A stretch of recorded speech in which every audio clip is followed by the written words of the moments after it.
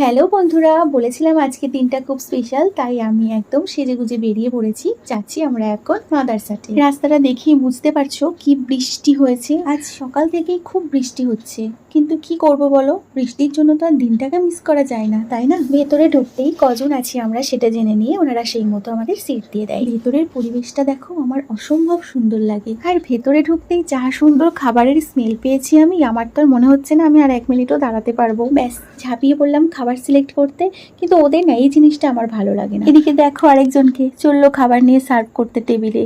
এবার এটা এসে নতুন দেখলাম, আমার তো খুব ভালো লাগছিল দেখতে, কি সুন্দর একা একাই যাচ্ছে। যদিও একা যাচ্ছে না, রিমোট কন্ট্রোলে হয়তো হচ্ছে। যেহেতু স্পেশাল ডে, তার উপর আবার আমরা বাঙালি, তাই আজকে আমরা একটু বেশি বেশি খাবো। তো সেই জন্য অর্ডার করলাম ধোসা, আর সাথে অর্ডার করেছিলাম ভেজ পোলাও, চিকেন মাঞ্চুরিয়ান, আর হচ্ছে চিলি ফিশ। হ্যাঁ, যেটা বলছিলাম, ওদের যে খাবার সিলেক্ট করার প্রসেসটা